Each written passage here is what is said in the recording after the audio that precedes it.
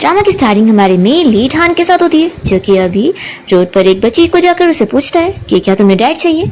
तो फिर वो उसे हाँ कहती है। तो हान कहता है कि तुम्हारा नाम शाओ है ना, तो ठीक है फिर अब से याद रखो कि मेरा नाम हान है और अब से मैं तुम्हारा डैड हूँ। फिर वो उसे अपने साथ अपने घर लेके जा रहा होता है और ओल्ड लेडी ये देखकर बहुत ज़्यादा खुश हो जाती है कि मिस्टर हान तो इतने बड़े कंपनी का सीईओ है, तो अब शाओ की लाइफ बहुत ज़्यादा लकी होने वाली है। दूसरी ओर हम हान की ग्रैंडमा को देखते हैं, जो कि घर पे बहुत ज़्यादा गुस्सा हो रही होती है और कह रही होती है कि अगर हान ने अपने साथ बच्चा नहीं लेकर आया ना तो मैं उसे आज घर में नहीं लेने वाली हूँ। फिर इतने में हान शाओ को घर पे लेकर पहुंच जाता है और वो उसे कहता है कि जाओ उनसे मिलो, वो ग्रैंडमा है। शाओ फिर ग्रैंडमा के पास आकर इतना प्यार से उन्हें ग्रैंडमा कह रही होती है। फिर ग्रैंडमा तो उसे देखकर बहुत ज़्यादा खुश हो जाती है कि ये मेरी ग्रैंड डॉटर है। फिर वो इस बारे में हान से पूछती है कि ये किसकी बच्ची है। तो हान कहता है कि ग्रैंडमा मेरी बच्ची है। ग्रैंडमा फिर शाओ से पूछती है कि बच्ची तुम्हारे डैड का नाम क्या है। तो फिर शाओ बताती है कि मिस्टर हान। तो ग्रैंडमा शॉक होती है कि दोनों एक ही जैसी बातें करें। फिर वो शाओ से पूछती है कि तुम्हारे पिछले डैड का क्या नाम है। तो हान उन्हें बता देता है कि इसके असली डैड का नाम ये चन है और इसकी मॉम का नाम लूसी है। तो हान के दोनों भाई कहने लगते हैं कि लूसी तो लू फैमिली की वही फेक डॉटर है ना, जिसकी एंगेजमेंट ये चन के साथ हुई थी और फिर उनकी एंगेजमेंट टूट गई थी और उसके बाद लूसी का बच्चा भी हो गया था, तो उसके उस लू फैमिली ने उसे घर से निकाल भी दिए थे। ग्रैंडमा इस बारे में हान से पूछती है कि इसकी मॉम लूसी कहाँ पर है। तो हान बताता है कि वो उसके हाथ में। तो वो देखते हैं कि उसने अपनी मॉम के एशेस का जार पकड़ी होती है। फिर यहाँ पर हान के दोनों भाई कहने लगते हैं कि तुम इस बच्ची को क्यों लेकर आए हो। तो हान बता रहा होता है कि जब लू फैमिली और फू फैमिली दोनों को ये नहीं चाहिए तो कोई बात नहीं, मुझे चाहिए, ये मेरी बेटी है अब से, तो क्या किसी को प्रॉब्लम है। तो यहाँ पर जो हान के दोनों निफी होते हैं वो तो बड़े खुश हो जाते हैं कि अंकल तो बड़े कमाल की, इतनी जल्दी हमें एक छोटी सिस्टर इन्होंने ला के दे दी है। तभी ग्रैंडमा तो हान से बहुत ज्यादा खुश हो जाती है और कहती है कि तुमने बहुत अच्छा काम कर रहे हो, तो ठीक है फिर अब से शाओ तुम्हारी बेटी है और मेरी ग्रैंड डॉटर है। और वो बाकी सभी को भी समझा देती है कि जो भी अगर इसे बुली करेगा ना तो मैं उसे छोड़ूंगी नहीं। तो शाओ खुश होकर कहने लगती है कि मॉम देखो अब मेरे पास भी फैमिली है। फिर ग्रैंडमा शाओ से पूछ रही होती है कि तुम क्या खाना चाहोगी, मैं तुम्हारे लिए बनवा देती हूँ। तो शाओ कहती है कि ग्रैंडमा मुझे कुछ भी चलेगा। फिर वो शाओ के लिए बहुत अच्छे अच्छे खाने बनवाती है और शाओ को खा के बहुत अच्छा लगता है। तभी हान तुरंत ही शाओ के लिए बहुत सारे कपड़े मंगवाता है और वो उसे दिखवा रहा होता है। तो शाओ शॉक हो जाती है कि इतने सारे कपड़े उसके लिए। वो कहता है कि क्या ये वाले पसंद नहीं आए। फिर वो दूसरे सेट मंगवाता है और कहता है कि क्या ये वाले भी अच्छे नहीं लगे। शाओ तो इतने कपड़े देखकर इतनी शॉक हो रही होती है और खुश हो जाती है और कहने लगती है कि नहीं नहीं मुझे पसंद आया। तो जो कपड़ा उसने चूज करी होती है वो उसके बहुत सारे सेट्स मंगवा लेता है और शाओ बहुत ज्यादा खुश होती है कि अब उसके पास भी ख्याल रखने वाली फैमिली है। फिर रात में हम देखते हैं हान को, जो कि यहाँ सिगरेट स्मोक कर रहा होता है। तभी उसे शाओ की धीरे धीरे से रोने की आवाज आती है। तो वो जाकर देखता है कि वो अपने रूम में अपना मुंह पे हाथ रखते हुए रो रही होती है। तो वो सोचता है कि सच में कितनी ज्यादा सेंसिबल बच्ची है जो किसी और को डिस्टर्ब भी नहीं करना चाहती है। वो उसे पूछता है कि तुम रो क्यों रही हो। तो शाओ कहती है कि सॉरी मैंने आपको डिस्टर्ब कर दी ना। शाओ उसे बता देती है कि मैं मॉम को मिस कर रही हूँ। तो हान कहता है कि चलो जाओ आप सो जाओ। तो फिर वो चुपचाप से बेड पे लेट जाती है और अभी भी उसका रोना बंद नहीं हो रहा होता है। तो हान कहता है कि मैं क्या करूँ कि तुम चुप हो जाओ। तो शाओ कहती है कि डैडी आप भी मेरे साथ सो जाओ ना। तो पहले तो वो नहीं मान रहा होता है पर फिर शाओ के ऊपर तरस खाते हुए वो मान जाता है। शाओ तो बहुत ज़्यादा खुश हो जाती है और मॉर्निंग में जब हान की नींद खुलती है तो वो देखता है कि शाओ ने बस दूर से उसका हाथ पकड़ी हुई है। तो वो सोचता है कि कितनी अच्छी बच्ची है वो।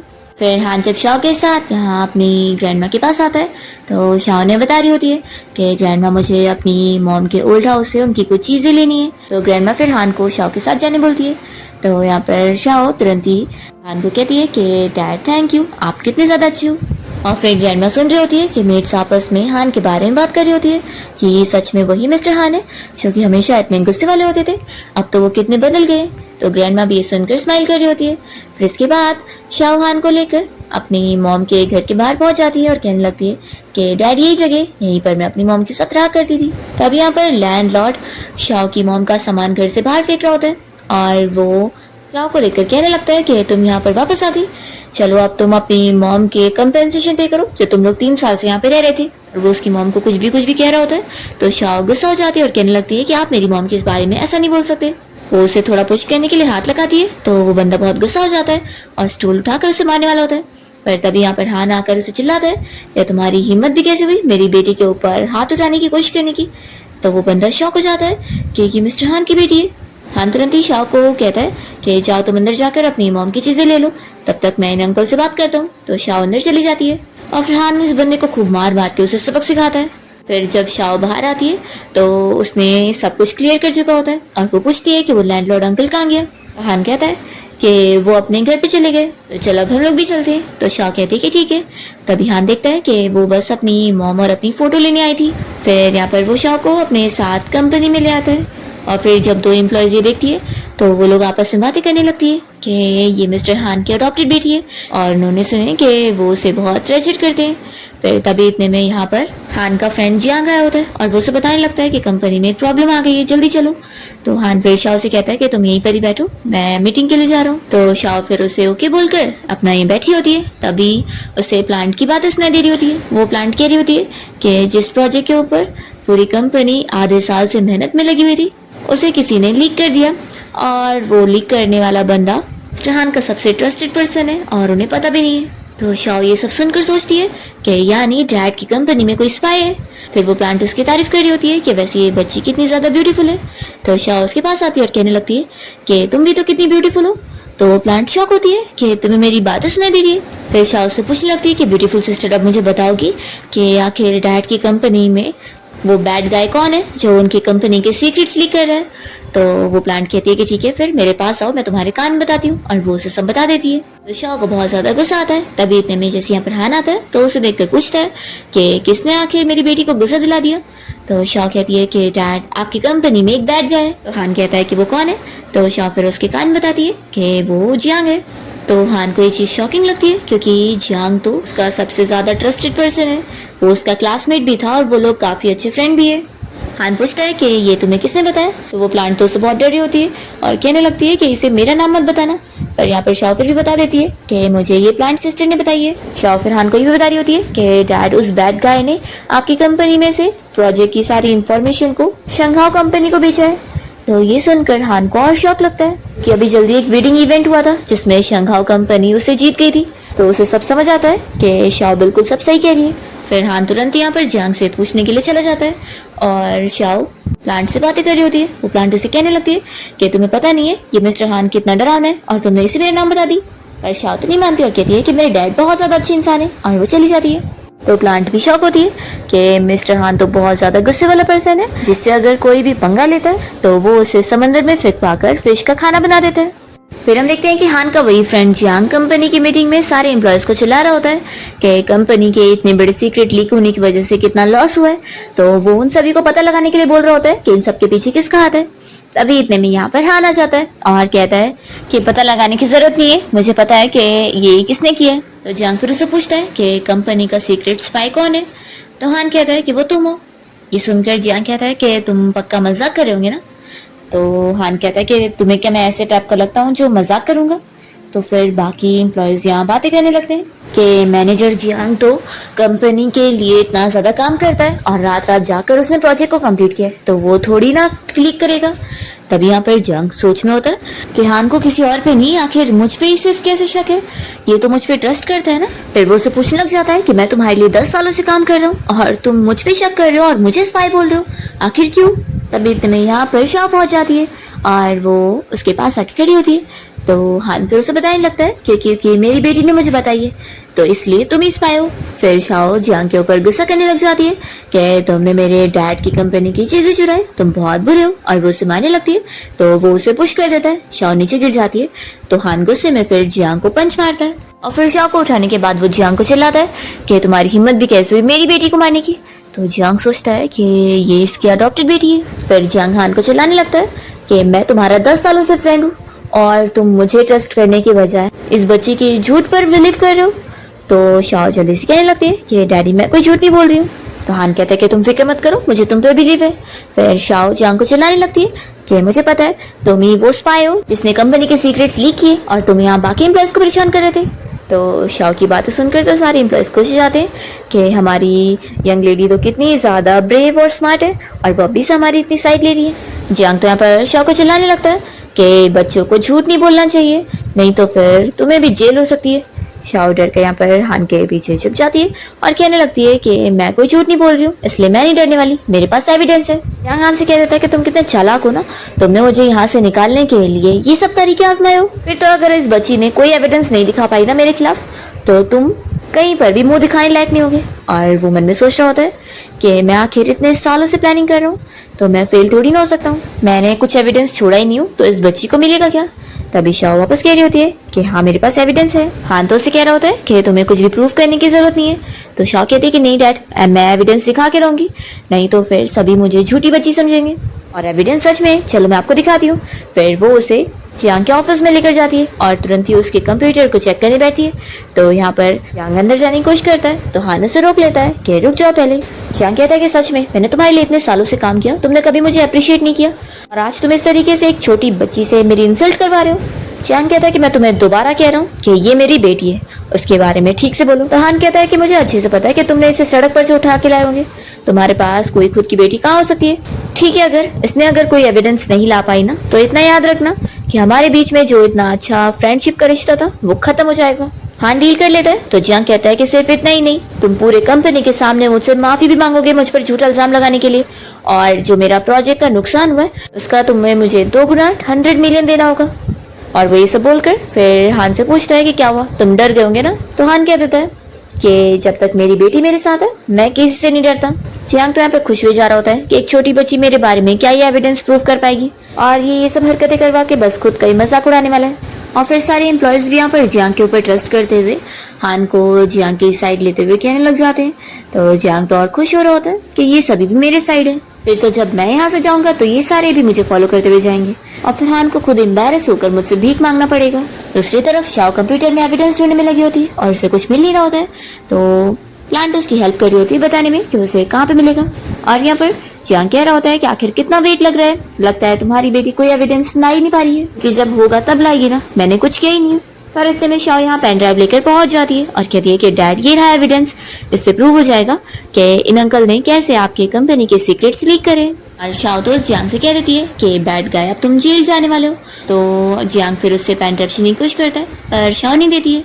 कहता है कि आखिर मैंने कुछ किया ही नहीं, तो मेरे खिलाफ क्या ही एविडेंस होंगे। तो शाओ फिर प्लांट ने जो बातें बोली होती है सेम वही सुनाने लगती है कि कैसे उसने शंघाओ कंपनी को उसके डैड की कंपनी के सीक्रेट्स को बेचा है। फिर हान उसे पूछता है कि अब तुम क्या बोलना चाहोगे। तो जियांग अभी भी नहीं मान रहा होता और कहने लगता है कि मैं तुम्हारे लिए कितना लॉयल हूँ, और मन में सोच रहा होता है कि मैंने तो सारे एविडेंस को खत्म कर दिया था, फिर भी इसे कैसे मिल गया। फिर सारे एम्प्लॉयज अब जियांग के खिलाफ बातें करने लगते हैं। उसके अंदर शर्म नहीं है, कैसे वो मिस्टर हान को धोखा दे रहा था। जियांग गुस्से में यहाँ पर शाओ का हाथ पकड़ लेता है और उसका हाथ दबाते हुए कहने लगता है कि तुम मुझे क्यों फंसा रही हो। तो हान तुरंत ही इसे मार के पुश करता है और उसे कह देता है कि ठीक है चलो इस USB ड्राइव को चेक करते हैं, अगर इसमें तुम्हारे खिलाफ एविडेंस नहीं मिला ना तो मैं पूरी कंपनी के सामने तुमसे माफी मांगूंगा, लेकिन अगर एविडेंस निकल गया ना तो फिर तुम बचोगे नहीं और तुम खुद मौत की भीख मांगोगे। और फिर वो इन लोगों को CCTV फुटेज वाली पूरी वीडियो दिखा देता है, जिसे देखने के बाद अब सब प्रूव हो जाता है। तो वो कहता है कि इससे कुछ ज्यादा प्रूव नहीं होने वाला है, मैं ओवर टाइम कर रहा था। अभी जियांग का फोन नीचे गिर जाता है तो शाओ से उठा लेती है और कहती है कि डैड लगता है इसके अंदर कोई एविडेंस है। तो हान फोन चेक करने के लिए जियांग से उसका पासवर्ड पूछता है पर वो नहीं बता रहा होता है। पर तभी यहाँ पर शाओ को प्लांट पासवर्ड बता देती है कि 1403।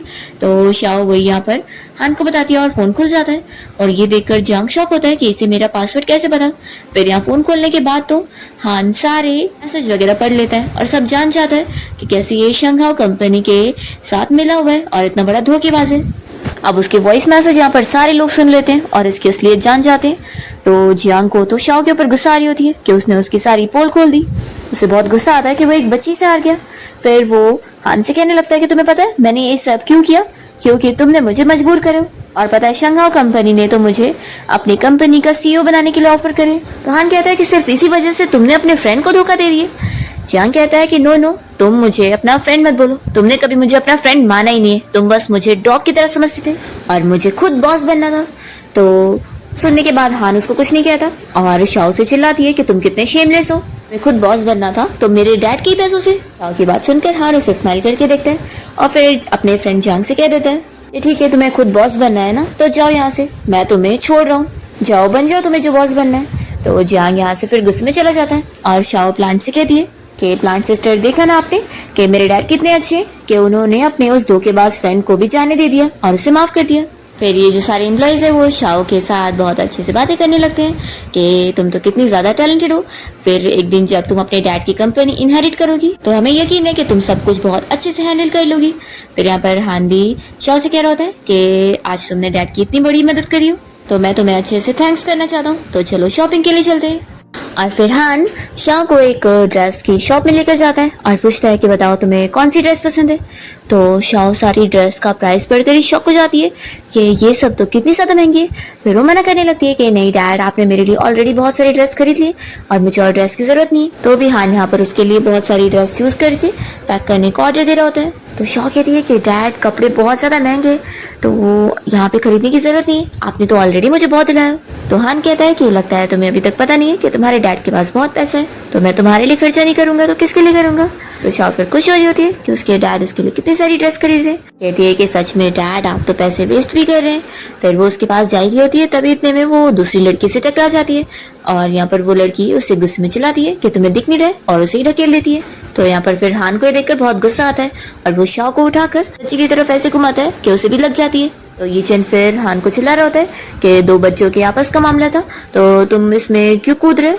तो हान कहता है कि हाँ तुमने सही कहा है और फिर वो शाह को समझाने लगता है कि तुम मेरी बेटी हो और ऐसे कैसे तुम्हें कोई भी बुली कर सकता है, जाओ अपना बदला लो और उसे पुश करो। तो शाह फिर आगे तो बढ़ती है पर वो नहीं कर पाती और वापस पीछे आ जाती है। फिर इतने में इस लड़की की मॉम यहाँ पर आकर उसे समझाने लगती है कि तुम्हें ऐसे रूड हरकत नहीं करनी चाहिए। और फिर इस बच्ची की मॉम तो यहाँ पर शाह को देखकर सोच रही होती है कि ये बिल्कुल उस लूसी की तरह कैसे लग रही है। फिर शाह तो यहाँ पर इस लेडी को देख के डर के छुप रही होती है और ये तो यहाँ पर ये चंद से कहती है कि चलो हम लोग चलते हैं। फिर वो सभी चले जाते हैं और हान इस बारे में शाह से पूछता है कि क्या तुम जानती हो कि वो कौन है। तो वो बताती है कि हाँ वो मेरे असली डैड है। तो हान फिर उसे बैठाता है और कहने लगता है कि शाह तुम ऐसे लालची नहीं हो सकती हो, तुम्हारे पास सिर्फ एक ही डैड हो सकते हैं, तो तुम चूज करो, तो तुम मुझे चूज करोगी या फिर उसे। तो शाह कहती है कि मैं आपको चूज करूंगी। तो हान उसे समझाने लगता है कि जब तुम मुझे चूज कर रही हो तो तुम किसी और के बारे में नहीं सोच सकती।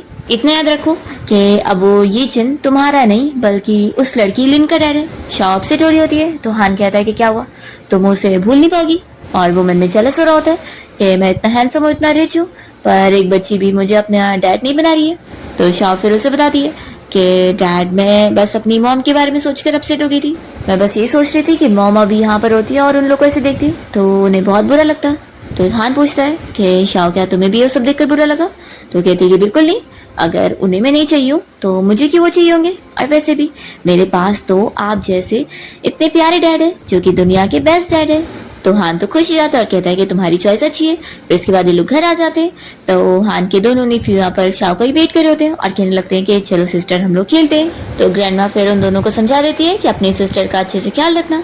फिर ये लोग पार्क में खेलने गए होते हैं और तभी यहाँ पर शाह के डैड की वही दूसरी बेटी लिन अपने दोनों चमचों को लेकर आई होती है और उन लोग को बताने लगती है कि इसी लड़की ने मुझे बुली करी थी, इसे पकड़ो मैं इसे मारूंगी। ये दोनों मिलकर फिर शाह को पकड़ने लग जाते हैं, पर तभी यहाँ पर शाह की साइड लेने के लिए उसके दोनों ब्रदर्स आ जाते हैं और ये तीनों मिलकर फिर फाइट कर रहे होते हैं। तभी मेड ये देख लेती है और वो जाकर हान को इस बारे में बता देती है। तो हान जल्दी से फिर यहाँ पर शाह को बचाने के लिए आता है और ये देखकर खुश हो जाता है कि शाह और उसके दोनों ब्रदर तो ये फाइट जीत गए और उल्टा उन लोगों ने उन लोग को अच्छा सबक सिखाया। फिर लिन यहाँ पे रोई पड़ी होती है, तभी इतने में उसका अंकल आ जाता है और वो उसकी साइड लेते हुए शाह को चिल्लाने लगता है कि उसने कैसे उसको बुली करी और शाह फिर उसे जानी पहचानी लग रही होती है। तभी इतने में यहाँ पर शाह के दोनों ब्रदर उसकी साइड लेते हुए कहने लगते हैं कि हमारी सिस्टर ने किसी को भी बुली नहीं करी है, उल्टा ये उसे परेशान करने आई थी। और वो लोग फिर इस लिन को रोते हुए देखकर सोच रहे होते हैं कि हम कितने लकी हैं कि हमारी सिस्टर तो कितनी अच्छी है, वो ऐसी रोतोड़ी थोड़ी ना है। फिर शाह यहाँ पर अपने अंकल को पहचान लेती है कि ये वही है जो उसे अनलकी समझते थे और जब वो ओल्ड लेडी ने उसके अंकल को कॉल लगाने में मदद करी थी तो फिर उन्होंने तो कॉल पर कह दिए थे कि शाह उनके लिए कोई भी नहीं है तो वो जाके मर जाए। फिर यहाँ पर हान तो शाह से कह देता है कि अगर तुम्हें कोई भी बुली करे ना तो उसे अच्छे से फाइट बैक कर लेना, तुमने बिल्कुल सही करी हो और फिक्र करने की जरूरत नहीं है, तुम्हारे डैड है तुम्हारे साथ तुम्हारी साइड लेने के लिए, मैं सब कुछ हैंडल कर लूंगा। तो फिर शाह का अंकल हान से कहने लगता है कि मैंने सुना कि तुम्हारे कंपनी का इतना बड़ा नुकसान हुआ है और तुम्हारे पास फिर भी टाइम है कि तुम बच्चों के साथ फाइटिंग करो। तो हान कहता है कि मैं तुम्हारी लू फैमिली की तरह शेमलेस नहीं हूँ, तुम लोग तो दूसरे की कंपनी के सीक्रेट चुराते हो। तो शाह का अंकल कह रहा होता है कि तुम क्या इल्जाम लगा रहे हो। हान कहता है कि ये इल्जाम सच है, जाओ अपने ब्रदर से खुद जाकर पूछ लो, वैसे तुम लोग को ट्रैश उठाने की आदत होगी, मुझे नहीं। और वो फिर यहाँ से ऐसा बोलते हुए शाह को लेकर चला जाता है। फिर वो जब इन लोग को घर लाता है तो ग्रैंडमा इन लोग की ऐसी हाल देखकर पूछ रही होती है कि क्या हुआ। तो फिर हान बता देते हैं कि बच्चे फाइट करके आए। तो ग्रैंड माँ फिर इन लोग से पूछ रही होती है कि तुम लोग फाइट में जीते क्या हारे। तो शाओ के दोनों भाई बताने लगते हैं कि ग्रैंड माँ हम लोग जीत कर आए। तो ग्रैंड माँ फिर खुश हो रही होती है कि ये हुई ना बात। तो शाओ काफी शौक होती है कि ग्रैंड माँ उन्हें डांट नहीं रही है बल्कि उनकी साइड ले रही है। फिर उसे भी अच्छा लगता है। फिर ग्रैंड माँ मेड को बोल देती है तीनों बच्चों को नहलाने के लिए। फिर इसके बाद तीनों जब खेल रहे होते हैं तो ये लोग आपस में डिस्कस करने लगते हैं कि अभी तक तो हमने शाओ को अंकल ली से तो मिलवाए नहीं, वो सबसे छोटे अंकल हैं। लेकिन वो बताने लगते हैं कि उनसे मिलना बहुत मुश्किल रहेगा क्योंकि वो तो तुम्हारे डैड से भी ज्यादा गुस्से वाले हैं। तो शाओ कहती है कि मेरे डैड तो बिल्कुल गुस्से वाले नहीं है बल्कि वो तो कितने जेंटल है। तो इसकी बातें सुनकर दोनों ही सोच रहे होते हैं कि सिर्फ इसकी नजरों में ही अंकल हान इतने ज्यादा जेंटल है, नहीं तो सबको तो बहुत गुस्सा करते हैं। वो लोग शाओ से कहते हैं कि सच में तुम्हारी आंखें खराब है जो तुम पहचान नहीं पा रही हो। फिर इतने में प्लांट यहाँ पर कहने लगती है कि ये लोग अपने छोटे अंकल ली से मिल ही नहीं सकते, कि अब वो इस दुनिया में रहना ही नहीं चाहता, वो खुद को मारने की कोशिश कर रहा है। शाओ ये सुनकर शॉक हो जाती है और ये वर्ड सुनकर उसे बस यही याद आ रहा होता है कि उसकी मॉम ने भी खुद को मार ली थी और फिर वो अपनी मॉम को दोबारा कभी नहीं देख पाई थी। तो वो रोते हुए सोचने लगती है कि यानी फिर मैं अपने अंकल को भी नहीं देख पाऊंगी। वो जल्दी से फिर हान को बताने के लिए जाती है कि डैड अंकल मरने वाले। तो हान और ग्रैंड माँ दोनों ही उसे समझा रहे होते हैं कि अब अंकल की फिक्र मत करो, अभी तो वो हॉस्पिटल से आए और वो अब जल्दी ठीक हो जाएंगे। तो कहती है कि आप लोग समझ नहीं रहे, अंकल सच में मरने वाले। और वो जल्दी से भाग कर जाती है। तो ये लोग भी उसके पीछे भागते हैं और पूछते हैं कि वो कहाँ जा रही है। तो बताती है कि मैं जा रही हूँ अपने छोटे अंकल ली को बचाने के लिए। वो जब रूम में आती है तो देखती है कि ली ने अपने आप को चोट पहुंचाया होता है और वो अपना सर रस्सी में भी डालने वाला होता है। तो वो जोर जोर से रोने लग जाती है और कहने लगती है कोई आकर अंकल को बचाओ, अंकल अपने आप को मार रहे। अभी उसकी आवाज सुनकर हान और ग्रैंड माँ दोनों ही शॉक हो जाते हैं और जल्दी से भाग कर आते हैं। यहाँ पर ली तो चिल्लाने लगता है कि ये किसकी बच्ची है। तो हान बताता है कि मेरी बच्ची है और वो फिर अपने भाई ली को चिल्लाता है कि वो ये क्या हरकत कर रहा है। और ग्रैंड माँ फिर यहाँ पर ली को बताने लगती है कि शाओ की मॉम की मौत भी ऐसी हुई है, उन्होंने खुद को मार ली थी, इसलिए वो तुम्हारे लिए रो रही है। तो वो कहता है कि ठीक है, अच्छा अब मैं ठीक हूँ, देखो मैं मरा नहीं हूँ। तो फिर यहाँ पर शाओ के दोनों भाई कहने लगते हैं कि अच्छा हुआ शाओ को पता लग गया था, नहीं तो हम तो अंकल को बचा ही नहीं पाते। और फिर ली तो इन सभी को बाहर जाने के लिए बोल रहा होता है। तो शाओ तो अभी भी उसके पैर पकड़ के रो रही होती है कि वो अपने आप को दोबारा ना मारे। फिर यहाँ पर हान ग्रैंड माँ के साथ चला जाता है। फिर शाओ की जब नींद खुलती है तो वो ली को सोता हुआ देखकर रूम से बाहर चली जाती है और ली भी फिर जाग जाता है। वो यही सोच रहा होता है कि मैं वैसे भी यूजलेस हूँ और मेरा जीकर कोई फायदा नहीं है। वो अपनी व्हीलचेयर से उतरकर कैसे कैसे जाकर वापस से चाकू लेकर अपने आप को चोट पहुंचाने वाला होता है, पर तभी शाओ वापस आई होती है प्लांट लेकर और वो फिर ली को उठाने में मदद करने लगती है। तो वो चिल्लाता है कि मैंने तुम्हें जाने बोला, आखिर तुम क्या कर रही हो। तो कहती है कि मैं आपको पहले उठा देती हूँ फिर चली जाऊंगी। फिर वो उसे वही प्लांट लाकर दे देती है और कहती है कि बस आप इसे ले लो, फिर मैं जा ही रही हूँ। फिर वो वहीं पर ही रख देती है। तो वो प्लांट उसे कह रहा होता है कि तुम फिक्र मत करो, तुम्हारा काम मैं बहुत अच्छे से करूंगा और तुम्हारे अंकल पे अच्छे से नजर रखूंगा और अगर इन्हें कुछ भी होने को करा तो तुम्हें टाइम पे बुला लूंगा। तो शाओ फिर प्लांट को थैंक यू बोलकर यहाँ से जा रही होती है और वो उसे बताता है कि उसके अंकल ली स्माइल कर रहे हैं। फिर शाओ इस बारे में यहाँ ग्रैंड माँ और हान को भी बता देती है कि ली कैसे स्माइल कर रहा था। तो ये सुनकर ये लोग खुश हो जाते हैं और ग्रैंड माँ तो शाओ से कहने लगती है कि तुम हमारी फैमिली की लकी स्टार हो। फिर शाओ इन लोग से पूछने लग जाती है कि अंकल के पैर की हालत ऐसे कैसे हुई। तो ग्रैंडमा कह रही होती है कि तुम्हारे अंकल पहले इस तरीके के नहीं थे। इतने में शाओ को प्लांट की बातें सुनाई देती है जो कि उसे उसके अंकल ली की पूरी स्टोरी बताने लगते हैं कि वो कितना ज्यादा फेमस फॉरेंसिक डॉक्टर था, जो कि इतना एक्सपर्ट था कि उसने काफी सारे केस सॉल्व भी किया था। पर फिर एक केस को सॉल्व करते हुए उसके किसी दुश्मन ने उसके ऊपर झूठा इल्जाम लगवा दिया कि उसने रिश्वत लिया और फिर उसे सस्पेंड कर दिया गया। और फिर वो जो भी कल्प्रिट था उसने उसको मारने की भी कोशिश की। तो एक्सीडेंट में फिर उसके पैर डिसेबल हो गए और इसलिए अब वो अपने आप को इतना यूजलेस समझता है और अपने आप को 5 बार मारने की कोशिश कर चुका है। शाओ फिर यहाँ पे ग्रैंडमा और हान दोनों को बता रही होती है कि आप लोग फिक्र मत करो, आज अंकल ने स्माइल करे और मैंने अपने प्लांट ब्रदर को वहाँ छोड़कर आई हूँ। अगर अंकल को कुछ भी होगा तो वो मुझे तुरंत बताएगा। ये सुन के ग्रैंडमा भी शॉक हो रही होती है।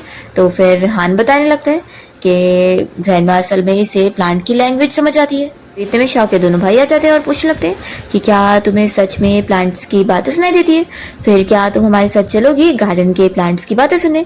तो फिर वो उन्हें लेकर जाती है और फिर ग्रैंडमा तो यहाँ बहुत ज्यादा लकी महसूस कर रही होती है कि हमारी ग्रैंड डॉटर तो हमारे लिए कितनी ज्यादा लकी है और उसे तो प्लांट्स की लैंग्वेज आती है, वो हमारे लिए इतना बड़ा ट्रेजर है और अब तो मेरा ग्रैंडसन ली बच जाएगा। फिर गार्डन में शाओ प्लांट से बातें करते हुए अपने दोनों भाइयों को बताने लगती है कि प्लांट उसे बता रहा है कि उनके अंकल ली को पैसे बहुत ज्यादा पसंद है, तो चलो हम लोग उन्हें पैसे ला कर देते। तो फिर दोनों ही उससे कहते हैं कि लेकिन हमारे पास तो पैसे थोड़ी ना आ सकते, हम लोग काम ही नहीं करते। तो शाह को एक आइडिया आता है और फिर वो इन लोग को बाहर बॉटल्स कलेक्ट करने के लिए लेकर जाती है और हम देखते हैं कि ली अपने रूम में से विंडो से झांक कर इन लोग को देख रहा होता है और उसे अजीब लगता है कि ये बच्चे बाहर बॉटल्स क्यों कलेक्ट कर रहे हैं। तभी हम देखते हैं कि ग्रैंडमा भी इन लोग को देख लेती है और शौक होती है कि मेरे स्वीट हार्ट्स ये गार्बेज कलेक्ट कर रहे हैं। तो फिर हान उन्हें दिखाता है कि ग्रैंडमा ऊपर देखो। तो ग्रैंडमा फिर ली को देखकर खुश हो जाती है कि ली स्माइल कर रहा है, फिर तो कितनी अच्छी बात है। तभी यहाँ पर फिर शाओ और दोनों बच्चे भी आ जाते हैं और ग्रैंडमा जल्दी से शाओ को क्लीन करने लगती है कि मेरी प्यारी ग्रैंड डॉटर का मुंह गंदा हो गया। फिर शाओ को यहाँ पर प्लांट की आवाज आ रही होती है जो कि उसे आवाज देके बुला रहा होता है। तो शाओ डर जाती है कि उसके अंकल को कुछ हुआ तो नहीं है। वो जल्दी से फिर यहाँ रूम में भाग कर आती है और देखती है कि उसके अंकल ने यहाँ पर प्लांट का जो हाल क्या होता है उसकी वजह से बेचारा प्लांट रो रहा होता है। तो शाह कहती है कि अंकल ऐसे नहीं करना है और फिर शाह यहाँ पे प्लांट की केयर करके उन्हें दिखा रही होती है। तो ली तो फिर भी बहुत ज़्यादा चिड़चिड़ा होता है और यहाँ पर गुस्सा होता है। तो शाह उसे पैसे देने लगती है और कहती है कि अंकल आपको पैसे पसंद है ना, तो ये लो इसे रखो। तो वो शौक होता है कि ये लोग जो करेक्ट करने गए थे उसके पैसे ये मुझे ला के दे रही है। फिर वो उसे डांटने लगता है कि किसने तुम्हें कहा कि मुझे पैसे पसंद है।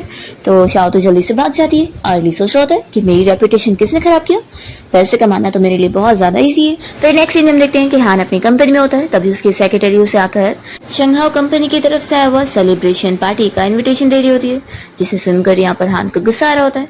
फिर इतने में उसके भाई ली का उसे मैसेज आता है और वो उसे प्रोजेक्ट से रिलेटेड कुछ फोटो सेंड करता है। तो फिर उसे कॉल लगाकर पूछता है कि इसका क्या मतलब है।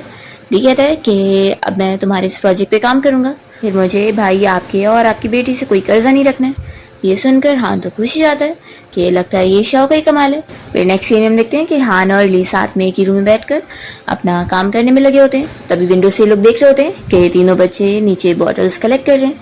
फिर यहाँ पर थोड़ी देर बाद शाओ पैसे लेकर आती है और ली को देने लगती है और कहती है कि अंकल हम लोग जो भी पैसे कमाएंगे ना वो सब आपको ही देंगे, इसलिए अब आपको बहुत ज्यादा खुश होना होगा। तो ली उसे थैंक यू कहता है और कहता है कि बदले में मेरे पास भी एक रिटर्न गिफ्ट है।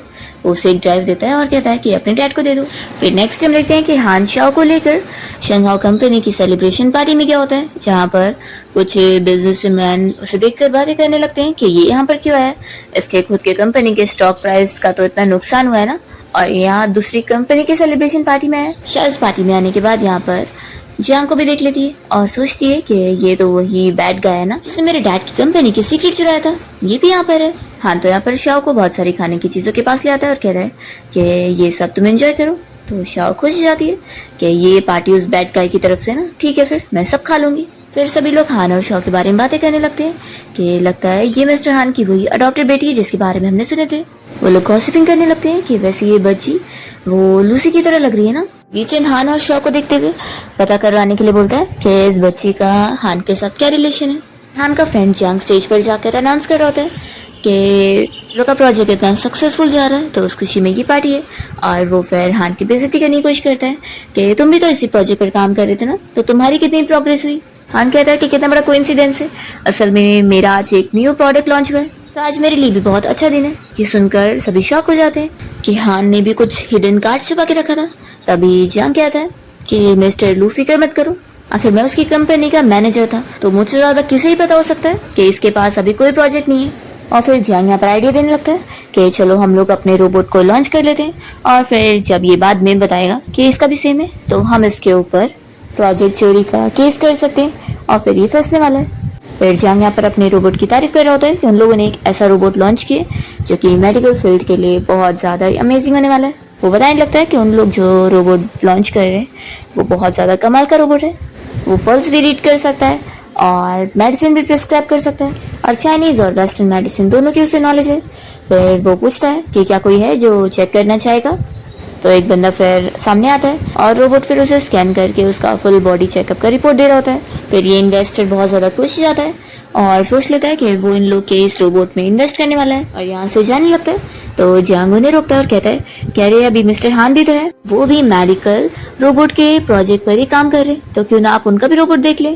तो सारे गेस्ट यहाँ एक्साइटेड हो रहे होते हैं कि फिर तो देखने में मजा आएगा, क्योंकि हान यहाँ दूसरे कंपनी की सेलिब्रेशन पार्टी में अपनी बेइज्जती कराने आए। तभी चेंज जाकर लू को समझाने लगता है कि हमें हान को प्रोवोक नहीं करना चाहिए, वो पक्का पूरी तैयारी के साथ आया होगा। पर ये फिर भी नहीं मान रहा होता है और कहता है कि हमें उसकी बेइज्जती करनी होगी।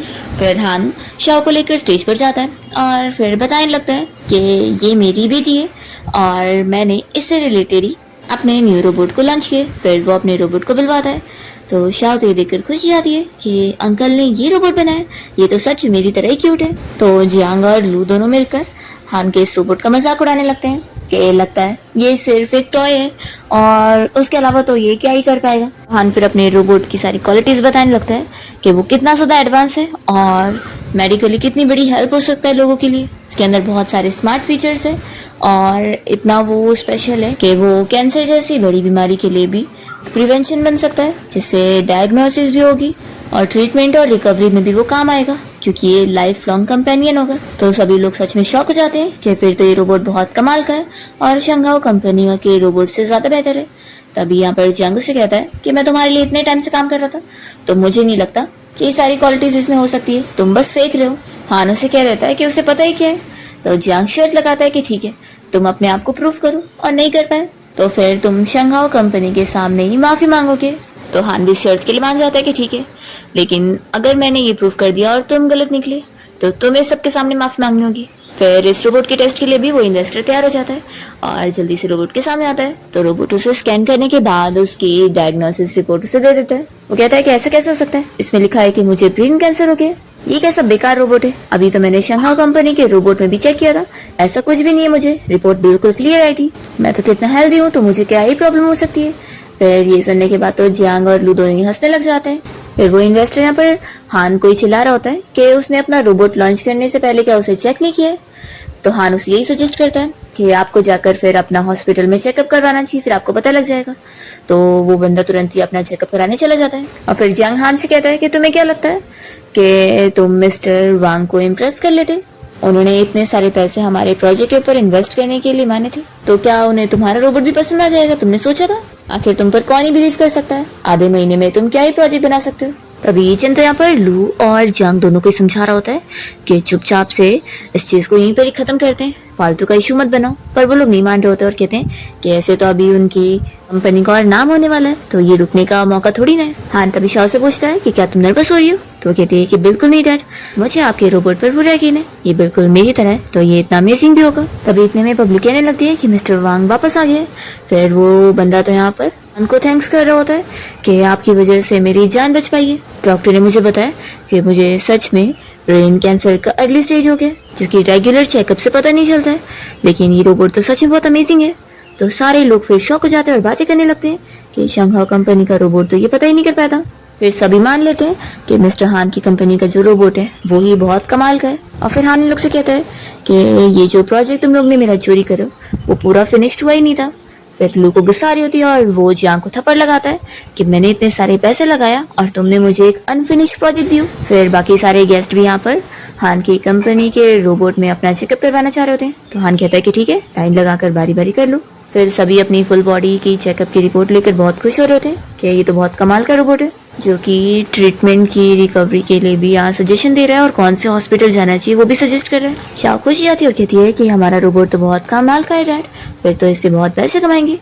तो हान कहता है कि तुम खुश हो, तो शाओ कहती है कि हाँ बहुत ज़्यादा। फिर ये सारे के सारे लोग यहाँ पर शंघाओ कंपनी से अपना इन्वेस्टमेंट निकालने की बात करने लगते हैं, उन्हें अब रिफंड चाहिए और वो लोग हान से कहते हैं कि वो लोग उसके रोबोट पर पैसे लगाना चाहते हैं। फिर इन लोग की बेइज्जती होते हुए देखकर जियांग अपना जाने की कोशिश करता है। तो हान उसे कहता है कि रुको, लगता है तुम भूल गए तुमने क्या प्रॉमिस किए थे। तो फिर वो तुरंत ही उससे माफ़ी मांगने लगता है। हान कहता है कि भूल गए, ऐसे नहीं, तुमने कैसे कहा था। तो फिर वो नील डाउन होकर उससे माफ़ी मांगता है। तो हान उसके हाथ के ऊपर पैर रखता है और कहता है कि तुम तो अभी भी मुझे जानते ही नहीं हो। और फिर हान सभी को कह देता है कि ऑर्डर्स के लिए लोग डायरेक्ट उसकी कंपनी को कांटेक्ट करें। तो सभी मान जाते हैं। हान फिर शाओ को उठा के लेके जा रहा होता है, पर वो ये चैन को देखकर अपना मुंह छिपा रही होती है। तो हान गुस्से में चैन को चिल्लाता है हटो यहाँ से, और वो शाओ से कहता है कि डरो मत, मैं हूं ना, मैं तुम्हें प्रोटेक्ट करूंगा। फिर शाओ जब घर पे आती है तो वो जाकर ली को केक दे रही होती है और कहती है कि अंकल देखो मैं पार्टी से आपके लिए लेकर आई हूँ। ली मना कर रहा होता है कि मैं नहीं खाऊंगा। तो यहाँ पर फिर प्लांट उसे कहने लगती है कि तुम्हारे अंकल चाहते हैं कि तुम उन्हें मनाओ और अपने हाथों से खिलाओ। तो शाओ फिर उन्हें मनाने लग जाती है और अपने हाथ से भी केक खिलाने लगती है। तो उसे खाना ही पड़ता है और वो पूछती है कि कैसा है। ली कहता है कि हाँ ठीक है। फिर इतने में यहाँ पर हान भी आ जाता है और कहने लगता है कि ये स्पेशल ट्रीटमेंट देखो सिर्फ तुम्हें मिलता है, मुझे तो मिलता ही नहीं। पूछ रहा होता है कि भाई सेलिब्रेशन पार्टी कैसी थी। तो हान कहता है कि तुम ही सोचो, उन लोगों ने हमसे पंगा लिया तो उनकी पार्टी अच्छी कैसे जा सकती है। और फिर शाओ भी यहाँ पर ली के बनाए हुए रोबोट की तारीफ करने लगती है कि वो कितना ज्यादा अमेजिंग था कि सारे लोग उसके रोबोट पे इन्वेस्टमेंट करने के लिए रेडी थे। फिर शाओ ली से कहने लगती है कि अंकल आपने देखो कितना सारा केक खाया, तो अब आपको वॉक करने भी चलना चाहिए। तो ये वॉक सुनकर यहाँ पर ली को बहुत ज़्यादा बुरा लग रहा होता है कि वो तो कभी चल ही नहीं सकता है। तभी यहाँ पर हान उसकी व्हीलचेयर लेकर आगे बढ़ता है और कहता है कि वॉक पर तो तुम्हें चलना पड़ेगा। तो ली कह रहा होता है कि भाई मैंने बोला ना मुझे वॉक पर नहीं जाना है। वो जैसे ही उसे रूम से बाहर लेकर जाता है तो ग्रैंड माँ तो ली को देखकर खुश हो जाती है। और यहाँ पर शाओ फिर बताने लगती है कि ग्रैंड माँ हम लोग अंकल को बाहर वॉक कराने के लिए लेकर जा रहे हैं। तो ग्रैंड माँ को बहुत खुशी मिलती है कि फाइनली ली इतने टाइम बाद रूम से बाहर तो निकला। और यहाँ पर ली जाने को रेडी नहीं होता है तो दोनों निफ्यू भी उसे कहने लगते हैं कि अंकल आपको चलना चाहिए। और वो दोनों कहते हैं कि हम भी साथ में चलेंगे। फिर हान ली की व्हीलचेयर लेकर उसे बाहर लेकर ही आ जाता है। और ली को बहुत एम्बैरेसिंग लग रहा होता है कि अगर कोई भी उसे देखेगा तो वो सभी के सामने एक लाफिंग स्टॉक बन जाएगा। ली यहाँ पर वापस चलने की जिद कर रहा होता है तो हान उसे समझा देता है कि वो चुपचाप अच्छे से बैठे और यहीं पर ही रहे उन लोगों के साथ। फिर तीनों बच्चे साथ में खेलने चले जाते हैं। और यहाँ पर शाओ हारने की वजह से रोने लगती है। फिर लोग डिसाइड करते हैं कि लोग ऐसे हार नहीं मानेंगे। शाओ को आइडिया आ जाता है और वो ली की व्हीलचेयर लेकर उसे यहाँ गोलकीपर बना देती है और कहती है कि अब बॉल गोल हो ही नहीं पाएगा और वो लोग जीतेंगे ही। तो ली भी फिर इनके साथ गेम खेल रहा होता है। फिर रात में घर आने के बाद ली इसी बारे में सोच रहा होता है कि ऐसी यूजलेस जिंदगी जीकर कोई फायदा नहीं है। वो अपने आप को मारने के लिए रस्सी निकाल लेता है। पर तभी प्लांट ये देखकर जल्दी से शाओ को बताने लगता है कि शाओ जल्दी से यहाँ पर आ जाओ नहीं तो तुम्हारा अंकल खुद को मार लेगा। शाओ फिर यहाँ पहुंच जाती है तो वो जल्दी से रस्सी छुपा लेता है और कहता है कि तुम यहाँ पर क्या कर रही हो। तो शाओ कहती है कि अंकल आज मैं आपके साथ ही रूम में सोऊंगी। तो ली तो यहाँ पर उसे मना कर रहा होता है पर शाओ कहती है कि थैंक यू मुझे यहाँ सोने देने के लिए। और फिर वो जल्दी से लेट जाती है। तो इस शौक होता है कि कितनी जिद्दी बच्ची है। फिर वो भी चुपचाप से लेट जाता है और हम देखते हैं कि शाओ फिर रात में उठ जाती है और वो ली को सोया हुआ देखकर रोने लग जाती है और कहती है कि आपको कुछ नहीं हो सकता। तो जोर जोर से हिलाते हुए कहने लगती है कि अंकल आप मर गए। तो ली कहता है कि अगर तुम सच में मुझे और शेक करोगी ना तो पक्का मर जाऊंगा। वो कहता है कि क्या तुमने बुरा सपना देखी। तो शाओ बताने लगती है मुझे मॉम की याद आ गई। मुझे डर लगा कि कहीं आप भी मॉम की तरह मुझे छोड़कर चले जाएंगे। तो फिर ली इमोशनल हो जाता है और कहता है कि फिक्र मत करो मैं कहीं नहीं जा रहा हूँ। फिर हम देखते हैं यहाँ पर हान को जो कि शाओ के रूम में उसे ढूंढने जाता है पर वो यहाँ पर होती ही नहीं है। तभी इतने में लिया शाओ को लेकर आया होता है। तो हान उसके पास शाओ को देखकर जेलस हो जाता है और जल्दी से उसे उठा के ले लेता है और कहता है कि तुम याद रखो कि ये मेरी बेटी है। ली कहता है कि लेकिन भाई मुझे लगता है कि ये मेरी बेटी ज्यादा है, ये मुझे ज्यादा पसंद करती है। हान कहता है कि बिल्कुल नहीं, तुम मेरी बेटी को मुझसे नहीं छीन सकते। और फिर वो यहाँ पर शाओ के फोरहेड पे किस करते हुए उसे लेटा देता है। और वो फिर शाओ को सोते हुए देखकर यही सोच रहा होता है कि शाओ इतनी ज्यादा प्यारी है, अगर ये चंद भी उसे लेने के लिए आएगा ना तो वो अपनी बेटी को उसे नहीं देगा। फिर शाओ नींद में वापस से एशेस का जार पकड़ रही होती है। तो हान सोचता है कि अब मुझे लूसी की एशेस को ग्रेव में डाल देना चाहिए। फिर वो उसका हाथ हटा रहा होता है और जहर उठाने वाला होता है। तभी शाओ जाग जाती है। तो वो कहता है कि क्या मैंने तुम्हें उठा दिया। उसे बताने लगता है कि आज मैं तुम्हारी मॉम को बरी करने के लिए लेकर चलूंगा। तो शाओ पूछती है कि क्या मैं हमेशा मॉम के साथ नहीं रह सकती हूँ। तो हान उसे समझाता है कि तुम्हारी मॉम को वहाँ पर जाना जरूरी है जहाँ वो बिलोंग करती है। सोचो तुम अपनी मॉम को ऐसे कैरी करके लेके चलोगी तो वो कभी गिर गई तो हर्ट हो जाएंगी। इसलिए अच्छा रहेगा कि हम उन्हें एक बड़ा सा घर दिलाएंगे। जब तुम मॉम को मिस करोगी तो मैं तुम्हें लेके चलूंगा उनसे मिलाने के लिए। फिर नेक्स्ट डे वो दोनों कार से जा रहे होते हैं और तभी हान एक फ्लावर शॉप को देखकर शाओ से पूछता है कि क्या तुम्हारी मॉम के लिए फ्लावर्स ले ली। तो शाओ तो खुश हो जाती है कि मॉम को व्हाइट फ्लावर्स बहुत पसंद है। फिर लोग जैसे फ्लावर शॉप के बाहर आते हैं तो हान को जरूरी कॉल आ जाती है। वो कहता है कि यहीं पर ही वेट करो, मैं साइड में बात कर लेता हूँ। तभी शाओ को यहाँ पर लिन देख लेती है और शाओ जब यहाँ फ्लावर लेकर आगे बढ़ रही होती है तो वो जानबूझ के बीच में पैर करके उसे गिरा देती है। शाओ के हाथ से फिर उसकी मॉम की एशेस का जार नीचे गिर जाता है और टूट जाता है। तो शाओ फिर एशेस को उड़ता हुआ देखकर रोने लग जाती है। लिन तो उसमें और पैर लगा रही होती है। तो शाओ को गुस्सा आता है, वो उसे मारने लगती है। तो यहाँ पर ये चेन आकर उसे पुश करता है कि तुम मेरी बेटी को ऐसे नहीं मार सकती। तभी जैसी हान ये देखता है तो वो सीधा ये चेन को पंच मारता है और उसे चिल्लाने लगता है कि तुम्हें पता है तुमने जिसे किक कर रहे हो ना वो कौन है। तो मन में सोच रहा होता है कि वो तुम्हारी और लूसी की बेटी है। और फिर हान तुरंत ही अपनी जैकेट निकालकर सारी एशेस को कलेक्ट करने में हेल्प करता है और फिर शाओ के साथ यहाँ से चला जाता है। तभी यीचन ये देख लेता है कि उस लड़की को तो चोट भी लगी थी। ये लोग शाओ की मॉम के एशेस को ग्रेव में डाल देते हैं और शाओ इतनी ज्यादा रो रही होती है कि वो अचानक से बेहोश हो जाती है। तो को तुरंत ही उसे हॉस्पिटल लाना पड़ता है और जैसे ही डॉक्टर उसे ऑपरेशन रूम में लेके जा रहे होते हैं तभी यहाँ पे ग्रैंड माँ और ली भी पहुंच जाते हैं। और ग्रैंड माँ फिर हान को चिल्लाने लगती है कि तुमने शाओ का कैसा ख्याल रखिए, उसका क्या हाल बना दिया। तभी ली पूछता है कि भाई ये सब किसने किया। तो हान यीचन का नाम बता देता है ग्रैंडमा को और फिर ईचन के ऊपर गुस्सा आती है कि कितना खराब बंदा है वो, जो अपनी खुद की बेटी को चोट पहुंचाया उसने। फिर डॉक्टर बाहर आने के बाद उन लोग को कहता है कि अभी तो वो खतरे से तो बाहर है, लेकिन आखिर वो लोग कैसे पेरेंट है जो अपने बच्चे का ठीक से ख्याल भी नहीं रख पाए। पूरी फैमिली शाओ को अंदर वार्ड में देखने जाते हैं और उसकी बहुत फिक्र कर रहे होते हैं। फिर मॉर्निंग में जब शाओ को होश आता है तो हान उसे देखकर खुश जाता है कि फाइनली उसे होश आ गया। फिर तभी यहाँ ग्रैंडमा और शाओ के दोनों भाई भी उससे मिलने पहुंच जाते हैं और कहने लगते हैं कि सिस्टर, अब से हम तुम्हें बिल्कुल अकेला नहीं छोड़ेंगे और प्रोटेक्ट करके रखेंगे। फिर ग्रैंडमा शाओ को सूप पिला रही होती है और यहाँ पर हान उनसे कहता है कि आप उसका ख्याल रखो, और फिर वो तुरंत यहाँ से कार लेकर जाता है और ये चीन से जाके मिलता है और तुरंत ही उसे फिर पंच मारने लगता है। हान उसे चिल्लाता है कि तुमने मेरी बेटी को किक किया, तुम्हारी हिम्मत भी कैसे हुई, और फिर वो इसे मार के सबक सिखाने के बाद यहाँ से चला जाता है और ये चंद तुरंत ही फिर अपने लिए एम्बुलेंस को कॉल करता है। फिर जब हान वापस से शाओ से मिलने हॉस्पिटल पहुंचता है तो शाओ पूछती है कि डैड आप कहाँ पर गए थे, तो बताता है कि एक बैड गाय से डील करने गया था। तो शाओ कहती है कि क्या उसने आपको बुली किया था, तो हान कहता है कि मुझे नहीं, लेकिन मेरी प्यारी बेटी को बुली किया था, और जो तुम्हें बुली करेगा मैं उसे छोड़ूंगा नहीं।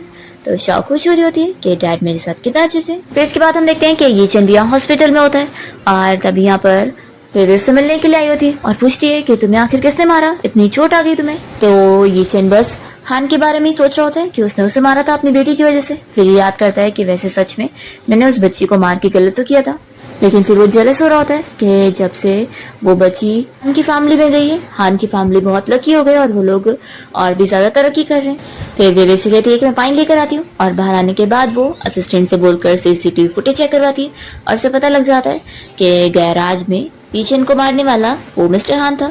तो इसे गुस्सा आती है कि इसने उस लड़की की वजह से इनको मारा है। फिर हम देखते हैं यहाँ पर शाओ को, जो कि जब डिस्चार्ज होकर हॉस्पिटल से घर आ जाती है तो सभी लोग बहुत ज़्यादा खुश होते हैं। और यहाँ पर फिर हान शाओ को एक गिफ्ट दे रहा होता है, जिसे वो खोलकर देखती है तो उसके अंदर उसकी मॉम की फ़ोटो फ्रेम होती है। तो वो बहुत ज़्यादा इमोशनल हो जाती है और रोने लगती है। फिर नेक्स्ट सीन में हम देखते हैं कि शाओ ली के साथ बाहर साइकिल से गई होती है और वो कहती है कि चलो अंकल हम लोग जो है रेस लगाते हैं। तभी यहाँ पर लू के साथ ली का पुराना कलीग भी आया होता है, जो कि अभी भी उससे बहुत गुस्सा होता है। फिर शाओ को बचाने के लिए ली नीचे गिर जाता है, तो यहाँ पर उसका कलीग तुरंत ही उसकी मदद करता है और शाओ को भी उठा लेता है और उन दोनों के साथ फिर घर पे आ जाता है। और यहाँ पर ये लोग अपने पुराने केस के रिलेटेड बातें करते हैं और उसे भी शक हो रहा होता है कि उसने शायद बिल्कुल सही पता लगाया था। ये लोग फिर इस बारे में और पता लगाने के लिए जाते हैं और शाओ भी इनके साथ जाती है और सोचती है कि वहाँ पर प्लांट्स होंगे तो मुझे भी बहुत सारी चीज़ें पता लगेंगी, पर अंदर कोई भी रियल प्लांट्स नहीं होते। तो फिर यहाँ पर लियू से कहता है कि तुम जाओ बाहर बैठो, मैं अंकल से बात कर लेता हूँ। शाओ जब बाहर आती है तो वो अपसेट हो रही होती है कि अंदर सब फेक प्लांट्स थे, आखिर मैं अब अंकल की हेल्प कैसे करूँ। तभी उसके जो पीछे जो झाड़ होता है वो बातें कर रहा होता है कि पुलिस यहाँ हर बार चेकिंग के लिए आती रहती है और उस फोरेंसिक डॉक्टर ली के अलावा तो कोई पता ही नहीं लगा पाया। तो शाओ फिर उस झाड़ से बात करने लगती है कि ग्रैंडपा आपको क्या इस बारे में पता है, आप मुझे और चीज़ बताओगे। तो फिर वो उसे सारी रियल स्टोरी बताने लगता है। फिर शाओ ये सब सुनने के बाद कहती है कि ग्रैंडपा ट्री आपका बहुत थैंक यू, और फिर वो अंदर आने के बाद हान को इस बारे में सब कुछ बता देती है, जिससे फिर लोगों को काफ़ी चीज़ें पता लगती है। फिर शाओ घर आने के बाद इस बारे में हान को भी बता देती है कि मैं अंकल के साथ केस सॉल्व करने में हेल्प करने गई थी। फिर ली को यहाँ पर उसकी कलीग की कॉल आ जाती है और वो बताता है कि गुड न्यूज़ है, अब इस केस का खुलासा हो गया कि तुमने बिल्कुल सही पता कराए थे और इसलिए अब तुम्हारा नेम क्लियर हो गया, तुम वापस से टीम ज्वाइन कर सकते हो। फिर लिए सुनकर बहुत ज़्यादा खुश जाता है और जल्दी से शाओ को हक करता है और इसे पूछने लगता है कि अपने अंकल को बताओ कि क्या तुम्हें सारी चीज़ें ट्री से पता चली थी। तो ये सुनकर हान शॉक होता है कि इसे भी पता लग गया कि शाओ प्लांट से बातें कर सकती है। शाओ फिर ली को बताने लगती है कि हाँ मुझे ग्रैंडपा ट्री ने सब कुछ बताए थे। तो ये कहता है कि तुम सच में सारे प्लांट से बात कर सकती हो। शाओ कहती है कि हाँ मैं ग्रैंडपा ट्री यहाँ पर जितने भी सारे प्लांट्स हैं वो भी सारे को जानती हूँ। तो ली सोचता है कि यानी ये सभी प्लांट से बात कर सकती है, यानी मेरे रूम में जो प्लांट था वो इसका छोटा सा स्पाई था। फिर यहाँ पर शाओ से कह रही होती है कि अंकल आप गुस्सा मत हो, मैंने बस लिटिल ब्रदर प्लांट को आपके रूम में बस आपके ऊपर नजर रखने के लिए करी थी, क्योंकि मुझे आपकी फिक्र थी, मैं बहुत डर गई थी। ऐसे बोलते हुए रोने लग जाती है। तो जल्दी से हान शाओ को पीछे करता है और ली को चिल्लाता है कि तुमने फिर मेरी बेटी को रुलाया। फिर वो शाओ से कहता है कि फिक्र मत करो, जब मैं यहाँ पर हूँ तो तुम्हारे अंकल इस तरीके से तुम पर गुस्सा नहीं हो सकते। ली कहता है कि मैं गुस्सा नहीं हूँ, मैं तो बस क्यूरियस हो रहा था कि वो छोटा सा प्लांट सच में मेरी रिपोर्ट दे रहा था। शाओ फिर ली को बताने लगती है कि लिटिल ब्रदर ने मुझे बताया था कि आप उसे कुछ ज्यादा ही रोज पानी देते हैं, तो आप उसे रोज इतना ज्यादा पानी ना दिया करें, नहीं तो फिर उसे कुछ हो जाएगा। ली मान जाता है कि ठीक है। फिर यहाँ पर हान उसे कह रहा होता है कि अब तुम अपनी टीम वापस से ज्वाइन करो। और वो उनमें सोच रहा होता है कि अगर ये रोज़ घर पे ऐसे ही रहेगा तो शाओ रोज़ उसके आसपास ही घूमती रहेगी। फिर यहाँ पर शाओ ली की पैर की कंडीशन के बारे में हान से पूछने लगती है कि आखिर अंकल ली डॉक्टर को अपना पैर क्यों नहीं दिखाने जा रहे। तो हान कहता है कि तुम्हें तो दिख ही रहा होगा कि ये मरना ज़्यादा पसंद कर रहा है अपने आप को ठीक करवाने से। तो शाओ जल्दी से जाकर फिर ली को हक करती है और कहने लगती है कि अंकल मैं आपको डॉक्टर के पास लेके चलूंगी, तो आप चलोगे। तो हान कहने लगता है कि कोई फायदा नहीं है, ये नहीं चलने के लिए रेडी होगा। तो ली कहता है कि किसने कहा कि मैं नहीं चलूंगा। वो शाओ से कहता है कि चलो अभी डॉक्टर से मिलने चलते हैं। फिर ये लोग माउंटेन वाले उस डॉक्टर से मिलने जा रहे होते हैं और तभी देखते हैं कि वो डॉक्टर यहाँ पर काफ़ी परेशान होता है कि वो ये प्लांट्स को बचा ही नहीं पा रहे हैं। फिर डॉक्टर जैसे ली को देखते हैं तो कहने लगते हैं कि अच्छा तो तुम यहाँ पर वापस आई गए, मुझे लगा था कि तुम अब तक मर चुके होंगे। डॉक्टर मन में बहुत गुस्सा हुए होते हैं कि उन्हें ऐसे होपलेस लोग बिल्कुल पसंद नहीं है जो कि अपनी ज़िंदगी को गिव अप करने के लिए अपने आप को मारने की कोशिश करते हैं और लाइफ को कभी चेरिश नहीं करते। कि वो अपने पैर का ट्रीटमेंट करवाने के लिए आए तो डॉक्टर तो उससे गुस्सा आने लगते हैं कि वो काफ़ी लेट आया, अब कुछ नहीं हो सकता है। फिर यहाँ पर ली बताता है तो ली इसी बारे में सोच रहा होता है कि कैसे लास्ट टाइम शाओ को वो अपने पैर डिसेबल होने की वजह से बचा ही नहीं पा रहा था, इसलिए उसके पैर ठीक होना बहुत ज़रूरी है। तभी ली की साइड लेते हुए हान कहने लगता है कि डॉक्टर अभी से अकल आ गई है और ये सच में अपने आप को ठीक करवाना चाहता है। डॉक्टर कहते हैं कि इसके पैर ट्रीट तो हो सकते हैं लेकिन इसकी मेडिसिन बनाने के लिए जो हर्ब चाहिए उनका मिलना मुश्किल है। और फिर हान यहाँ पर शाओ को यहीं पर रुकने बोलता है और कहता है कि जब तक मैं डॉक्टर अंकल से बात कर लेता हूँ। फिर वो लोग घूमते हुए बात करने चले जाते हैं और शाओ जब तक यहाँ उन प्लांट्स की केयर करने लगती है जिनको डॉक्टर अंकल बचा ही नहीं पा रहे थे। और फिर ये सारे प्लांट्स में फ्लावर आ जाता है और वो लोग शाओ को थैंक यू बोल रहे होते हैं कि उसने उन लोग को बचा ली। फिर जब डॉक्टर वापस आते हैं तो ये देखकर शॉक हो जाते हैं कि ये सारे प्लांट्स की जान कैसे बच गई और इस बच्ची ने सब कैसे करी। तो कहती है कि मैंने तो बस आपके प्लांट्स का देखभाल करी। डॉक्टर शॉक हो जाते हैं कि तुमने इनका ख्याल रखी और इन्हें ठीक कर दी। डॉक्टर तो शाओ से काफ़ी इम्प्रेस होते हैं कि वो तो काफ़ी बड़ी जीनियस है। फिर वो पूछते हैं कि बच्ची कौन है। तो हान बताता है कि मेरी बेटी है और ली बताता है कि मेरी नीस है। फिर शाओ पूछने लगती है कि डॉक्टर क्या आप मेरे अंकल बच सकते हैं इन हर्बल प्लांट्स की वजह से। तो डॉक्टर खुश होकर कहते हैं कि हाँ, लेकिन बस एक इंग्रेडिएंट की कमी है और वो है 1000 ईयर पुराना जिनसंग। उससे इसके पैर जरूर ठीक हो जाएंगे, लेकिन वो जिनसंग जो कि इतना 1000 साल पुराना मेडिसिनल प्लांट है उसका मिलना बहुत मुश्किल होता है। शाओ को यहाँ पर आइडिया आ रहा होता है कि वो सारे प्लांट्स के जरिए पूछते हुए उस जिनसंग को ढूंढने जा सकती है। फिर डॉक्टर तो कह रहे होते हैं कि आज ही रात वो अपना ट्रीटमेंट स्टार्ट करना चाहते हैं तो वो लोग आज यहीं पे रुक जाए। और डॉक्टर शाओ की तारीफें करते हुए ये भी कहने लगते हैं कि वो उसे अपनी स्टूडेंट बनाना चाहते हैं। तो फिर हान कहने लगता है कि डॉक्टर आप ऐसे मजाक मत करो।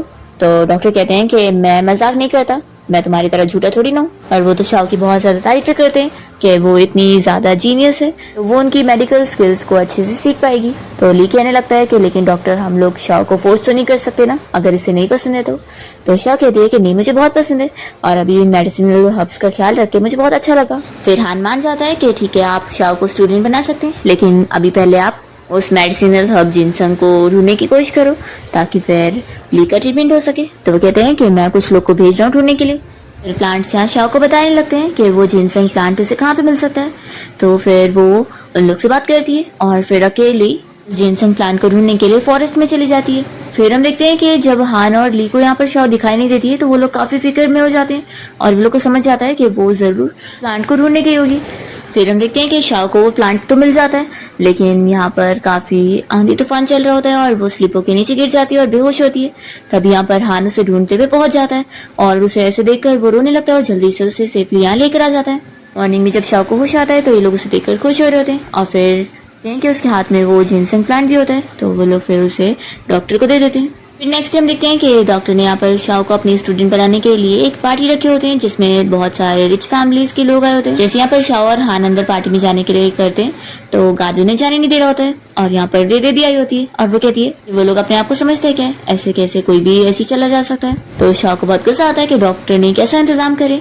वो उन्हें कॉल लगाती है कि मास्टर और मेरे डैड को अंदर जाने नहीं दिया जा रहा है, तो ये सब क्या है।